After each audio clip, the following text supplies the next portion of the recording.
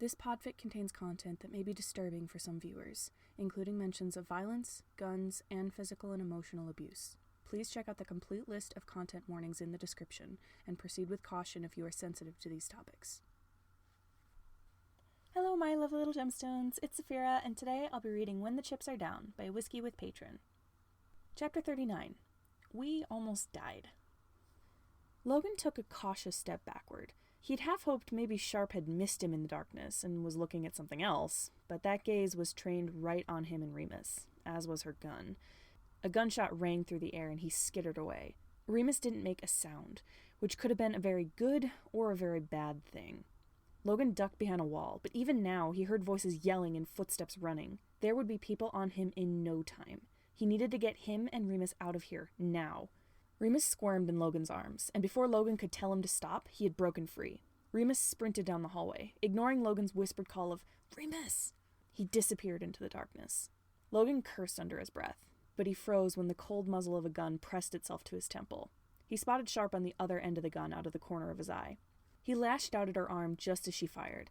The bullet hit the ceiling, creating a tiny pinprick of light in the dark. Sharp tried to load another round and fire again, but Logan was already running towards the hallway he saw Remus head for. He scanned the shadows for any hint that might tell him where Remus went, but all he could hear was Sharp yelling behind him for backup.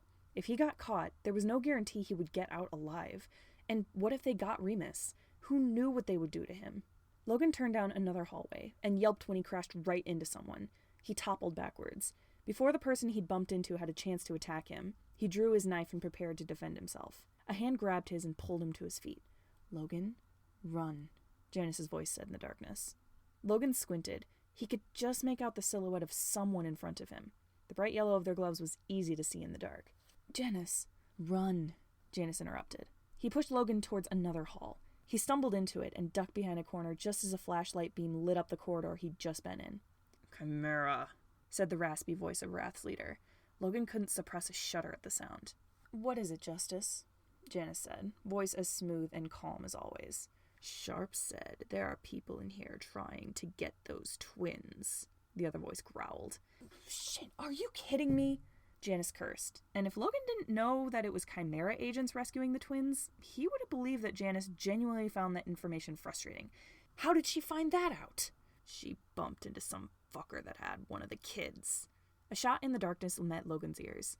Janus didn't respond to the other voice, as the leader of Wrath started down the hall after it. Janus hurried close behind. Logan cursed under his breath, and darted through the shadows towards the yelling. If that was where Remus had run off to, he had to get there first. He skirted around the corner and his heart dropped. A Wrath agent in an orange jacket had Remus in their arms, trying to wrangle him so he would stop squirming. Footsteps rapidly approached Logan from behind. They stopped, and he heard the click of a gun being cocked. "Don't fucking move," Sharp's voice ordered. More footsteps approached, and Logan imagined there were at least a dozen other Wrath agents with her. Logan stayed stock still, one hand resting on the knife at his belt. If only he'd thought to bring a gun. Logan turned his head a little, so he could see Sharp and the group she'd brought with her. Each of them held a gun in their hands, and every single weapon was pointed at him. They circled around him, cutting off the other hallways. Logan's heart pounded, and his mind raced as he tried to figure out how to get out of this. There was no way he would get out of here alive. "Put the kid down," he said, as a last-ditch attempt to somehow make this work out in his favor. "Not a goddamn chance," the person holding Remus snapped. Remus whimpered and wriggled in their grip. The lights above flickered. Logan furrowed a brow in confusion. Wasn't anxiety still in control of the lights?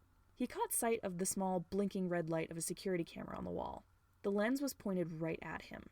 The lights flickered again. He didn't know what anxiety was planning, but he hoped it was something good. Logan might have been prepared for something to happen, but that didn't make what happened next any less startling. The lights turned on, the brightness of them so overwhelming after the darkness that Logan was sure anxiety must have somehow managed to make them brighter than usual. Deafening sound exploded around them and echoed off the walls. It took a millisecond for him to realize that anxiety had managed to get into the cell phones of everyone around him and play a cacophony of audio files at full volume. Goodness, that person was skilled. The Wrath agents all squeezed their eyes shut, some dropping their guns in order to cover their ears to block out the sudden sensory overload. Logan took the split second he had before everyone regained their senses to dart forward and grab someone's gun off the floor. He cocked it and fired 3 shots into the air. People stumbled back at the sound of the gunshots. Gun in hand, he whirled around to face the person who'd caught Remus. They hadn't let go of him, unfortunately, but they had shut their eyes and stepped back, looking just as scared and confused as everyone else. Logan loaded a round into the gun and aimed. Blood splattered from their head. Their bodies slumped to the ground, and Remus squirmed out of their slack arms. Blood pooled on the floor. He stared at it, eyes wide in shock. Logan heard someone's footsteps scramble towards him. He drew his knife and spun around. He kneed Sharp in the stomach before she could attack him. The breath left her lungs in a sharp burst. He dropped into a crouch, kicking out at her legs. He swept them out from under her, and she went toppling to the ground. Before she could get back up, the lights blinked out again. Logan shook his head in surprise as his sight was taken from him. But he knew that Sharp was right in front of him, so he lunged forward with his knife. She shouted in pain as his blank sank into her shoulder. He yanked his knife back out, earning another pained yell from her. "Stay down," Logan hissed. He sheathed his knife. The sound from everyone's speakers suddenly switched to a high, piercing, buzzing sound that made Logan's ears hurt. The lights flickered on and off repeatedly like a strobe light at a nightclub. For good measure, Logan raised the gun he'd gotten and fired at the ceiling a few more times. Multiple Wrath agents scrambled away down the hallways. Logan shoved the gun into his pocket and turned to Remus. He was hunched over himself on the ground, holding the hood of his sweater over his head. He was trembling like a chihuahua. The blood from the body next to him pooled on the floor, soaking into his jeans. Logan gathered Remus in his arms, bloody jeans and all, and hurried down the hall. He had no doubt that Sharp would either keep trying to go after him or get someone else to do that for her, but he just couldn't muster up the intent to kill her. He'd already gotten one person killed today, and he didn't want Remus to be any more traumatized by this than he already was. He darted through the shadows, grateful for the black sweater that helped him blend in. He scanned the ceiling, searching for his entry point. He spotted something hanging from the ceiling. It took him a moment to recognize it as the rope from the grappling hook he'd used to get in. Relief washed over him. He hefted Remus into one arm and grabbed the end of the grappling hook. He tugged on it twice to let Teal know they were ready. Light poured in from the ceiling as she pulled the metal back. Logan gripped the end tight in one hand, Remus held in his other arm, and let it reel him upwards. Carrying another person while being pulled up by one arm was a lot more difficult than he'd thought it would be, and Teal had done it just a few minutes ago with him. He really underestimated his sister's strength. Remus clung tighter to Logan, afraid of falling to the ground below. All the fight seemed to have left him. They reached the ceiling, and Logan held Remus up higher. Teal reached down. "Come on, kid. We don't want you to fall." Remus gazed at her with wide eyes, petrified. Teal ignored that and grabbed him under his arms. She hoisted him up onto the roof. Logan hauled himself up next. He grimaced as he gripped the one smooth edge of the hole. He hoped he could avoid scraping the sharp, jagged edges around the rest of it. No such luck. A sharp piece of metal jabbed into his arm, tearing through the sleeve of his shirt. He winced and yanked his arm away, but the metal was caught on his sleeve. He pulled harder. A few strings unraveled and stuck to the metal, but he managed to get free. Blood trickled down his arm from the jagged scratch. He wriggled through the hole and crawled onto the roof. He let himself take a deep breath. That was one of the most stressful rescue missions he'd ever been on. He looked up. Teal was holding Remus in her arms, looking down at him like he was a scared puppy. "Aw, poor kid," she mumbled. "Did the big scary orange man kidnap you?" And no, I'm not talking about Donald Trump. I'm talking about the bastard we have to deal with. She looked up at Logan. "What the hell took you so long?" "Almost got caught," Logan said. "Could have died. No big deal." He took his mask off and shoved it in his pocket. "I'll take him," he said, holding his arms out to Remus. Teal deposited Remus into Logan's arms. Remus didn't react at all. He stared into space, muttering under his breath. Logan sighed and hugged Remus tight. It was time to get the kids back home. As soon as he was on the ground, Logan made a beeline for the car, muttering quiet reassurances to Remus along the way. Remus still hadn't realized where they were, but Logan hoped his words were doing something. He saw Alex standing at the car, Roman in their arms. Roman's shoulders shook as he cried into their shoulder. Alex was saying something, and Roman was nodding along, wiping his tears. Alex shifted Roman to one arm and pointed to Logan and Remus. Roman followed his gaze and gasped. He wriggled out of Alex's arms and ran towards them. Roman reached them and grabbed Remus's hand. "Ree?" he hiccuped through his sobs. "You okay?" His eyes landed on the blood on Remus's jeans, and his eyes widened. His breathing picked up speed. He looked near panic. "It's not his blood," Logan said. "He's not hurt. I think he's all right. He's just still scared. We're going to go back to Janus's place now. Do you want me to sit with you in the back seat?" Roman nodded frantically. While Teal hopped into the driver's seat, Logan carried Remus to the back seat, with Roman right on his heels. Roman climbed in first and buckled up. Logan sat in the middle and set Remus in the seat next to him, trying to ignore the fact that the blood was going to soak into the seat and leave a stain. He buckled Remus up. Remus still didn't respond, other than a furrow of his brow and a light shake of his head. Blinking rapidly, he mumbled something to himself that Logan couldn't hear. Teal pulled away from the warehouse and back onto the street. Other vehicles followed behind them, each one driven by a couple Chimera agents who would no doubt be celebrating the rescue of these random kids they hardly even knew. The employees at Chimera were very excitable when it came to pissing off Rathsblade. Logan rummaged around on the floor of the car. Hang on, I think I saw a blanket back here at one point. He spotted a corner of fabric sticking out from under the seat and grabbed it. Once the blanket was free, he draped it over Remus's shoulders. Remus automatically grabbed the blanket and pulled it closer. He blinked and shook his head again. Roman squeaked, "Specs, you're bleeding!"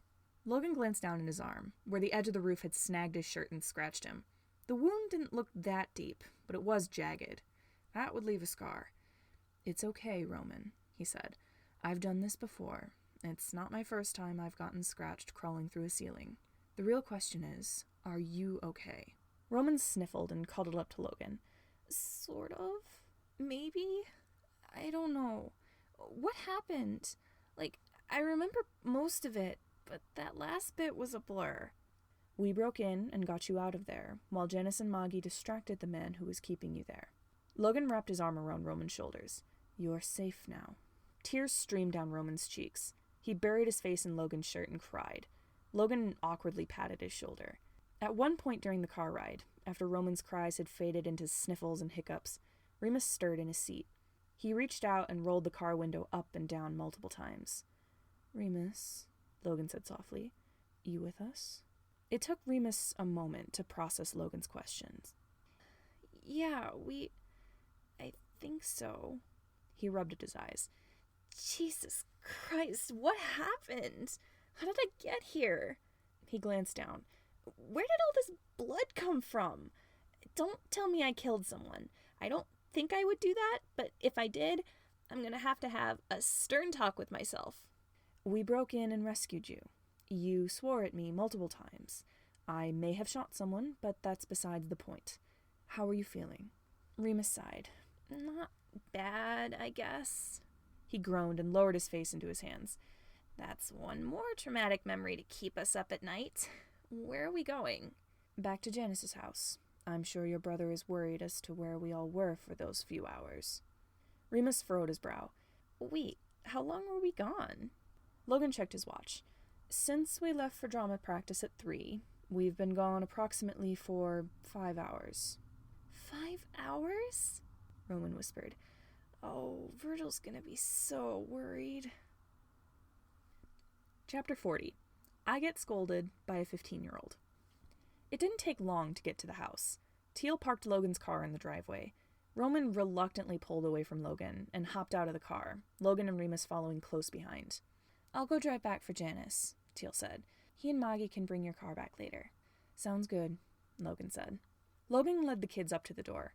Roman clung tight to Logan, arms wrapped around Logan's torso, as if afraid that he would disappear if he let go.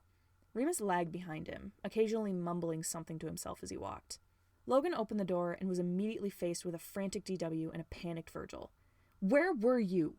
they demanded at the exact same time. Virgil was breathing heavily, tear tracks streaking down his face that smudged his eyeliner. He looked as if he'd just come out of a panic attack. Logan didn't miss how Remus flinched at DW's voice. "Long story. Where's Janus?" DW interrupted.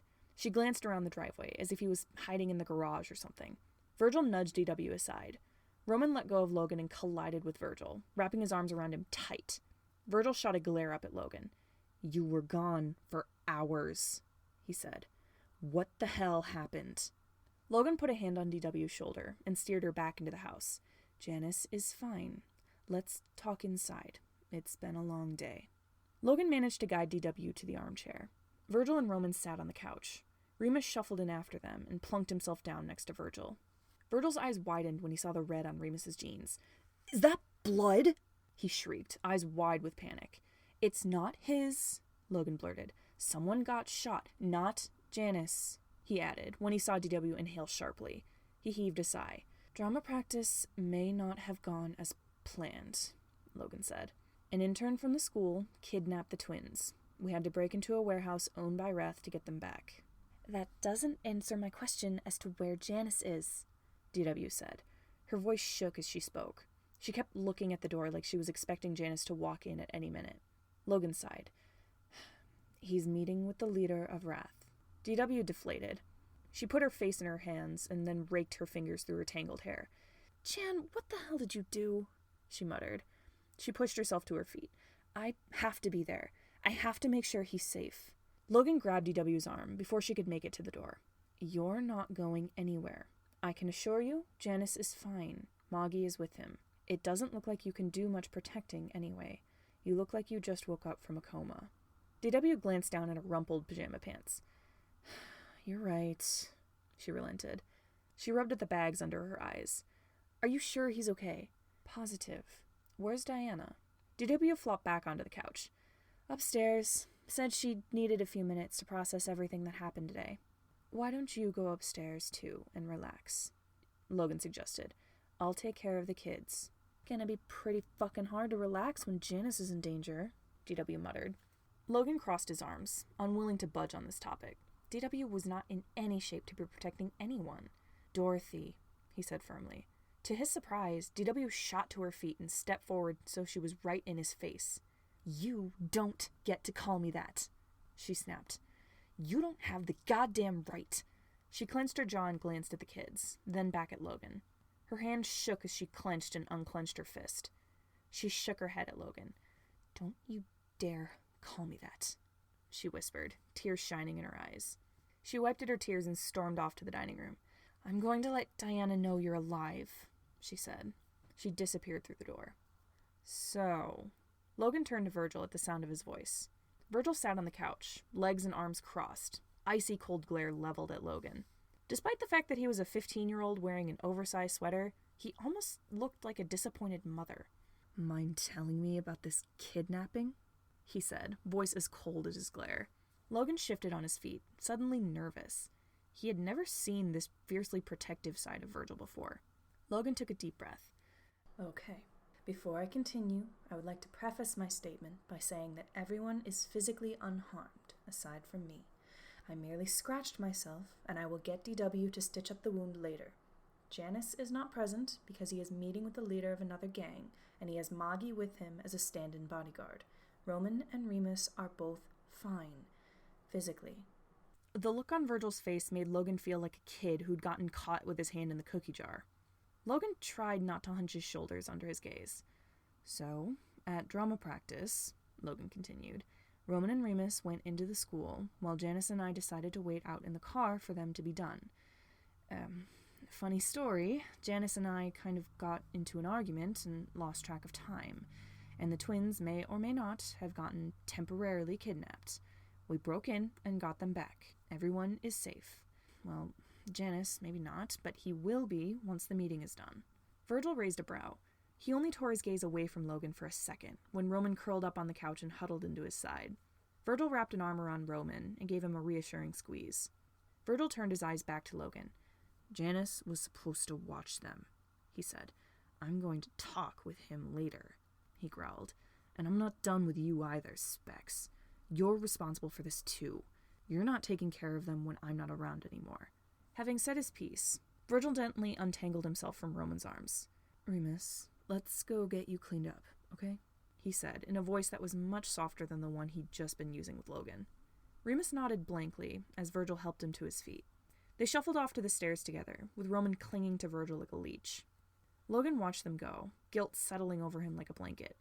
They really should have been paying attention to the kids, or better yet, insisted that he go into drama practice with them. Maybe all this could have been avoided. And now Virgil was angry with him. It had taken almost 2 years for Virgil to trust Logan as much as he did, and now that trust was shattered. He hefted his laptop bag with a sigh. While he was here, he might as well work out payments with My Chemical Anxiety. It would help take his mind off what happened. Andy had been trying and failing to hack into Janus Chimera's cell phone when Thomas stirred. She shut her laptop and looked up. Thomas? She said. She reached out and nudged his shoulder. It had been over an hour since his surgery was finished, and Andy felt like she'd been waiting forever for him to wake up. Thomas groaned and opened his eyes. He blinked in confusion. What the hell happened? You were shot, Andy said. You needed surgery to get the bullet removed. Thomas's eyes widened a little. Fuck, I can't afford to pay for this. Andy hadn't thought of that.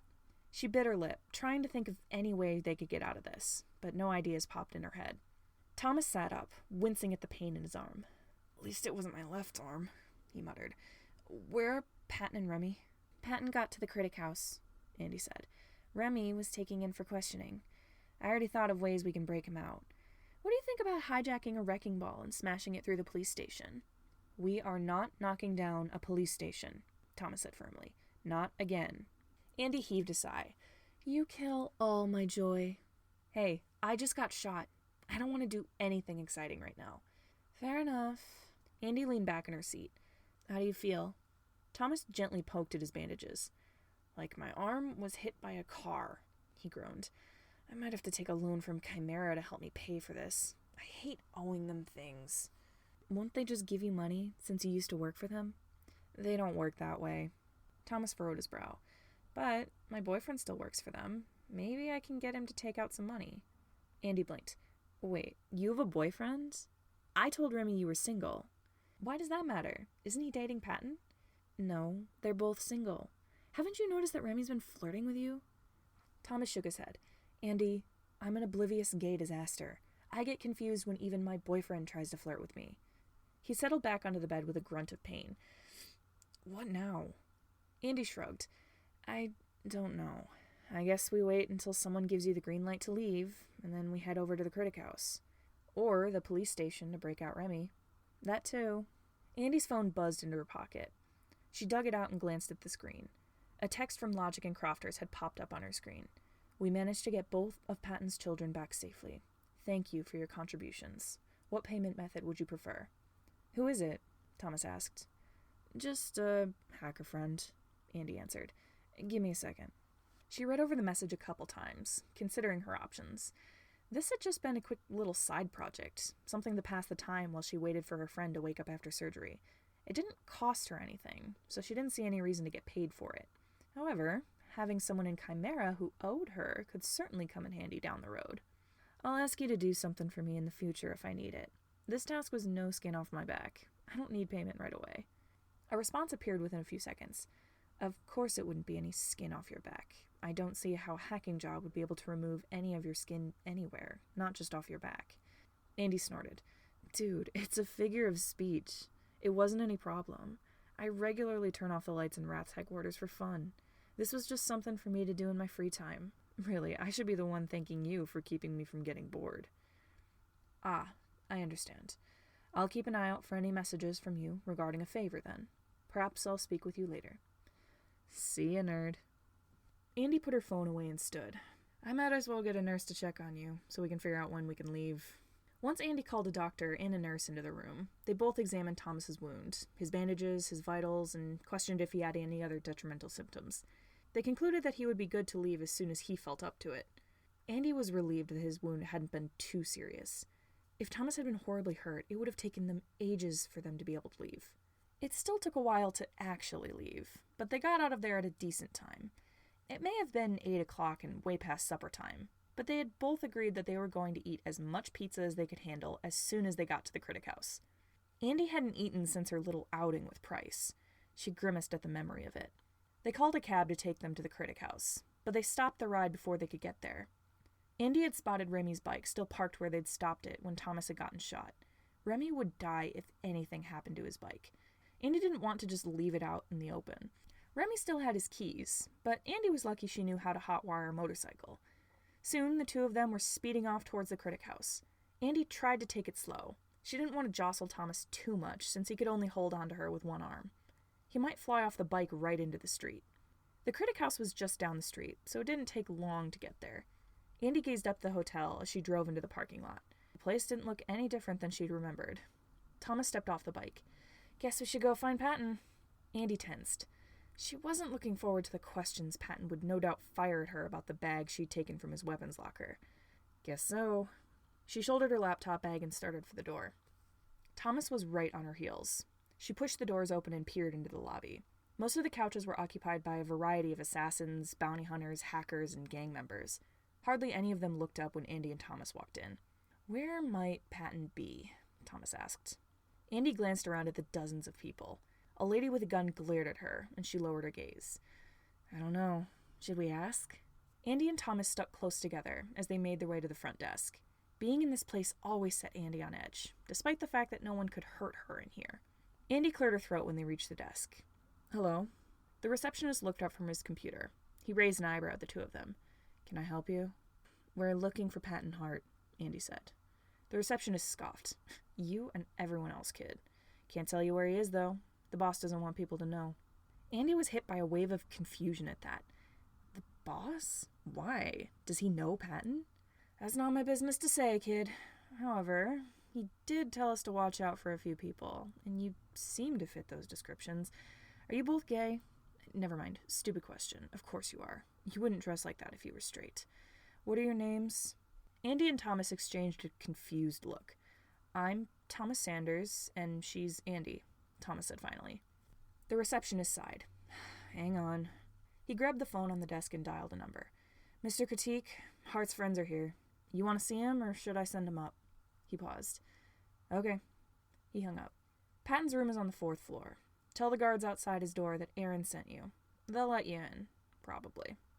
Andy didn't quite know what to do about this, but she took Thomas's wrist. Come on, I guess.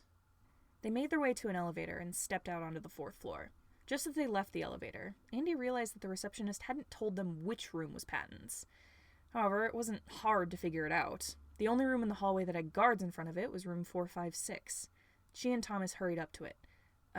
Hi, Andy said. Aaron sent us. We're Patton's friends. Both security guards looked at each other, then back at Thomas and Andy. One of them knocked on the door. Mr. Hart, you have guests. Patton's voice was muffled through the door. Who is it? It's Thomas and Andy, Andy called. The knob jiggled and the door swung open. Patton appeared from behind it. He'd shed his denim jacket and swapped his jeans out for sweatpants. His clothes were rumpled and his hair was tousled as if he'd just woken up from a nap. He stepped aside. Come in. Thomas and Andy slipped into the room. Patton shut the door behind them. How's your arm? He asked Thomas. Could be better, Thomas said. How are you doing? Patton's finger twitched.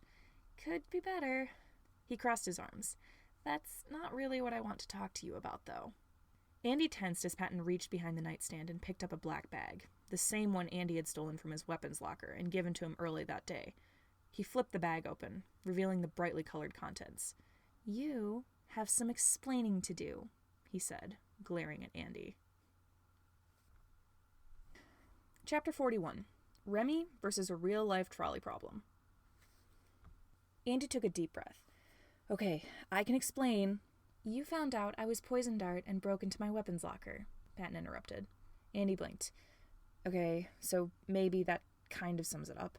Just sit down, don't kill me, and let me explain everything. Patton sat down on the bed, arms crossed. I'm listening. He wasn't actually super mad about Andy going through his stuff, but it still felt like an invasion of privacy. That weapons locker was part of his past. He didn't want someone rummaging through it. Andy sat at the desk in the corner of the room and turned the chair to face Patton. Okay, so I might have overheard you telling Thomas that you were poison dart, but I had no idea what that meant. I looked into it and found out you probably used to be an assassin. I didn't know for sure, so Price and I followed a lead to the old glassed heart space. She took something out of her pocket. We found this. Andy tossed it to him. He snatched it out of the air without tearing his gaze away from Andy. He peered down at what she'd tossed him. He recognized the little blue and orange poison dart frog keychain immediately. Patton scoffed. I drop these everywhere. He leaned down and reached into his backpack. He pulled out a keychain identical to the one Andy had thrown him. I had like 6 of these made last time I was there. He tossed both keychains into his backpack. So, what did you do? Well, that's it, really, Andy said.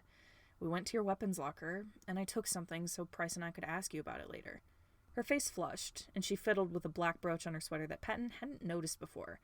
We were going to ask you together, but I guess she had better things to do. Yeah, like me getting shot, Thomas grumbled. Patton groaned in exasperation. I had to go threaten that bounty hunter at the hotel, and now when you and Price know who I am, this is just perfect. I won't tell anyone, Andy blurted.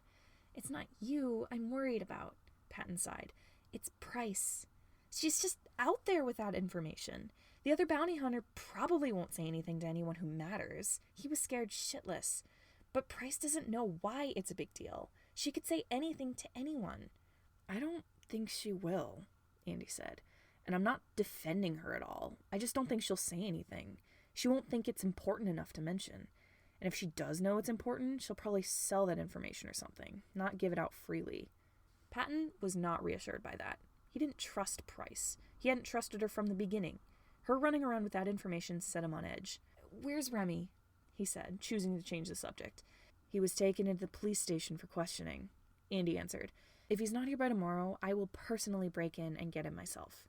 Patton wasn't exactly relieved to hear that Remy was in the hands of the police.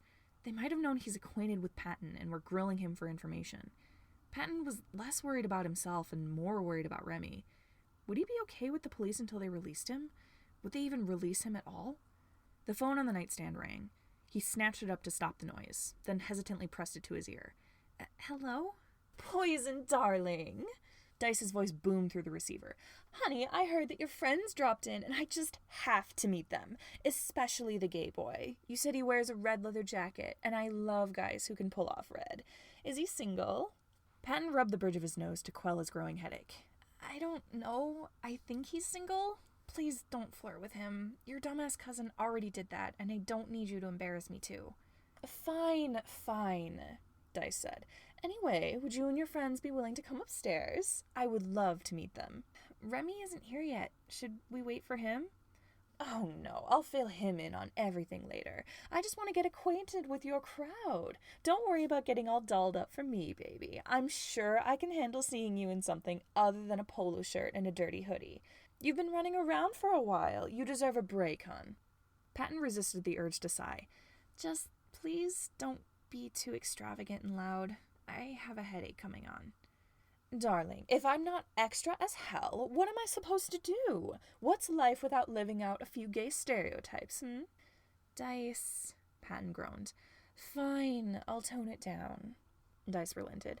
"In fact, why don't you take your old room in the penthouse? It hasn't been cleaned out since you disappeared. I can accommodate for your friends, too." "Dice, bring your stuff upstairs, hon. I'll have people set up some guest rooms for your friends. See you in a few minutes." Patton heard a click as Dice hung up. He heaved a sigh and set the phone down. "Who was that?" Thomas asked. "Owner of the hotel," Patton said. "He wants to meet you." "Why?" Thomas squeaked. "We haven't broken any rules, have we?" Patton ran a hand through his hair. "Nope. But you are going to be heavily criticized on your fashion choices and encouraged to drink a lot of coffee." Andy grinned. "I love visiting his penthouse. He's a fun guy to party with." She stood. "Let's go see him. It's been a while since I've seen this guy." "Fine." Patton grabbed his backpack and slung it over his shoulder. As a second thought, he also took the bag Andy had given him. He didn't want to leave that behind for someone to find. He opened the door. "Can you take these two up to Dice's penthouse?" Patton said to the security guards outside his room. "I need to go cancel my reservation." Both guards nodded. They all started down the hall towards the elevator, Thomas and Andy trailing after them. Patton hit the button for the main floor. No one spoke as the elevator traveled down. The door opened and he stepped out. A hush fell over the lobby, and everyone turned to look at him. He ignored them the best he could and made a beeline for the front desk as the elevator continued on. He didn't have the patience to deal with this. "I want to cancel my room reservation," Patton said. He dug his keycard out of his pocket and set it on the desk. The receptionist raised an eyebrow. "You're not staying here anymore?" "No, I am. I'm staying in the penthouse with Dice. I don't need a room for myself." Patton turned and walked back to the elevator, ignoring the shocked look on the receptionist's face. "Just cancel the reservation." He blocked out the quiet whispers of everyone else around him as he pressed the elevator button. The doors opened and he stepped in. The last thing he saw before they slid shut was everyone in the lobby staring at him. He waited as the elevator rose up to the top floor. The doors slid open and he stepped out onto the penthouse. Thomas and Andy were both already sat on a couch in the living room, each one with a cup of coffee in their hands. Dice sat on the couch opposite them. His face lit up when Patton walked in. Dice set down his mug of coffee and walked towards Patton with his arms open, as if he hadn't seen him in ages. "Poison!" He took Patton by the shoulders and planted a kiss on each cheek. "Honey, it's so good to see you. I'm so glad you're letting me do this for you." He held Patton at arm's length and looked him up and down. "Oh, but you do look rather dreadful. Come sit down, darling. You'll feel better after some coffee." Patton let Dice drag him to the couch. Dice sat Patton down on the cushions, and then plopped himself down right next to him. "So, how do you two know poison darts?" he asked, pouring a mug of coffee for Patton. Andy shrugged. "My friend Remy introduced us." "Oh, don't worry, hun. I already know Remy. He's my cousin." Andy gave Dice a once-over. "That doesn't surprise me. You look very similar." Dice held a mug of coffee out to Patton. "Here, drink up, hun. You need a pick-me-up." He patted Patton's cheek. "Really, you look beat." "Thanks, Dice. I know." Patton took a sip of coffee. A dull ache settled behind his eyes. "Do you have any Tylenol or anything?" "Of course, dear." Dice turned to shout at the security guards standing at the elevator. "Get some Tylenol, please." One of the guards rushed across the room towards the hallway. Dice leaned back in his seat, holding his own mug of coffee. "Patton was right. You are both obviously gay. I don't know a single straight girl who would dress like you, hun. I feel like I know you. You're Andrea, right?" "Just call me Andy, man." Andy chugged half her coffee and set the mug down. Dice nodded. "Oh, right. You're that one emo lesbian who never talks to anyone. How are you, darling?" Could be better. But I've got a couple questions. First off, how do you know Patton?" Dice wrapped an arm around Patton's shoulders. "Oh, Poison and I go way back. Back when he worked for..." Patton jabbed his elbow into Dice's side to shut him up. Dice raised an eyebrow and shot him a confused glance. Patton lightly shook his head. Dice cleared his throat. "Back when he was involved in our business," he said, with a rather unsubtle wink in Patton's direction. "Poison stayed here whenever he needed a break. He really has changed since then. Why, I remember 15 years ago, he wouldn't even let me within 3 feet of him." Thomas looked back and forth between Dice and Patton. He narrowed his eyes, but he didn't say anything. Patton shrugged Dice's arm off so he could scratch at his shoulder. A security guard walked back in. They stopped in front of Patton and held out 2 tablets of Tylenol. "Thank you," Patton said as he took them. Dice patted Patton's back. "Hun, you really do look tired. Why don't I get you something to eat? What would you like? We have soup. Do you want soup?" "Dice." "Bring us 4 bowls of soup," Dice called. Both security guards rushed off to the kitchen. Patton sighed. He tossed the 2 pills into his mouth and chased them with a gulp of coffee. Andy and Dice launched into a conversation about their jobs, as Thomas awkwardly sat by and drank his coffee. Patton had heard enough about Dice's career to last him a lifetime, so he tuned them out. His thoughts wandered to Remy. He took his phone out of his pocket and glanced at the screen. Remy hadn't texted him yet. Patton typed out a text. "Hey, are you okay? Let me know when you get here. The hotel's owner wants to see you." He fired off the text and flipped his phone shut. He hoped Remy was okay. He rested his head on Dice's shoulder and waited for a response. This was not the first time Remy had been in jail, and he was pretty sure it wouldn't be the last. That being said, it was the first time he was being held in a cell so he could ponder a horrible moral dilemma with equally distressing options. He paced back and forth in his cell, considering his options. He could either trick Patton into leaving the Critic House so Wrath could get their dirty hands on him and do who knows what with him, choose to keep Patton safe and condemn Roman and Remus to torture and possibly death, or do nothing and get everyone killed. God, this was worse than that fucking trolley problem. Remy stuck a cigarette in his mouth and lit it. He had no idea how long he'd been in here, but it had to have been hours. Officer Chandler had confiscated his phone, and he didn't have a watch, so he couldn't tell what time it was. At least she hadn't taken his lighter or his cigarettes. He was pretty sure she was supposed to, but Ace must have convinced her to leave that alone. He hoped Ace hadn't done that expecting Remy to pay him a favor. It was also a plus that she'd taken off his cuffs. Remy groaned and sat down on the metal bed. He couldn't do it. He couldn't make a decision. It was Patton's life or the twins'. He knew Patton would urge him to spare the kids, but that knowledge just made it harder for him to choose. Patton didn't deserve to get stuck with Wrath. His thoughts drifted back to the memory of what he'd seen earlier. That tattoo on Patton's shoulder, and the clear implication of what it was doing on his skin, would haunt Remy until he heard the full story. After seeing Patton's gunmanship, Remy suspected that he might have been involved in some really dangerous things, maybe even been an assassin. But how was Remy to know that Patton used to work for the gang he was running from? The orange W inked on Patton's shoulder was not just something that was done as a random show of faith for working one contract with Wrath's Blade. That was a gesture of lifelong dedication. Remy had bumped into enough members of Wrath with that same tattoo to know that. And the fact that Patton hadn't gotten it covered up or crossed out in the past 10 years made it all the more concerning to Remy. If Remy really thought that all members of Wrath were awful, this decision would be so easy. But he'd known people who had left Wrath, including Ace, and some of them were just good people caught up in bad things. Maybe Patton was the same. Remy had seen Patton with his kids. Would a bad person really care so much about a group of lonely children? Remy ran a hand through his hair. Even knowing that Patton used to work for one of the worst gangs in the country, he still couldn't make himself choose without feeling like he was going to throw up. Something hit the bars of the cell. He flinched and looked up. Officer Chandler stood there with a grin on her face. "How you holding up, Dormier?" she asked. "Made a decision yet?" Remy took his cigarette out of his mouth. "What do you want?" Chandler shrugged. "Just here to remind you that the clock is ticking. You've got until morning to figure it out. Make sure you make the right decision. You wouldn't want to have a couple dead kids on your hands, would you?" Remy narrowed his eyes, but he didn't say anything. He couldn't even argue with that. "Ace can bring you something later if you're hungry," Chandler said. "Don't want you dying of starvation before tomorrow morning." She gave him one last grin and walked off. She disappeared through the door that led out of the cells.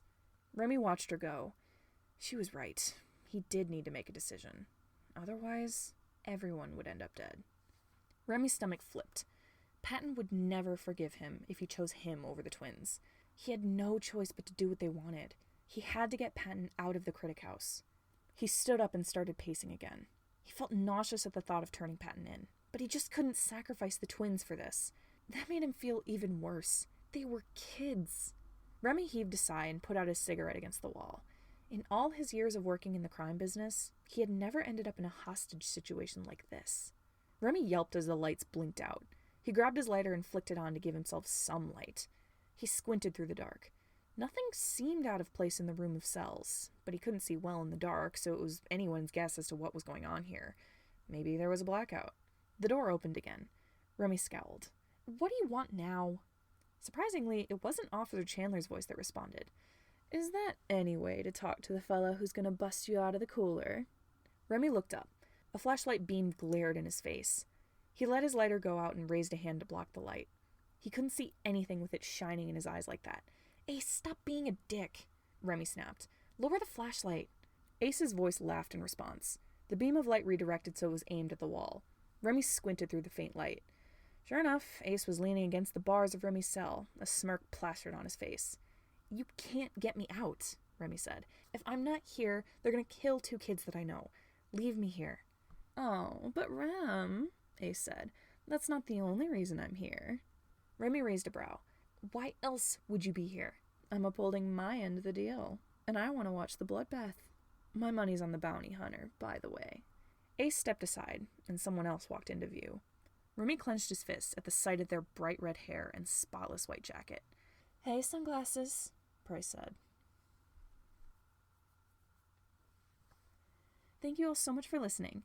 Make sure to like, comment, and subscribe so you don't miss the rest of the series. If you like what you hear and you want to read more, you can find the link to the fic and the author in the description. If you want to check out other podfics I've done, you can click on the playlist linked on the screen. See you next time!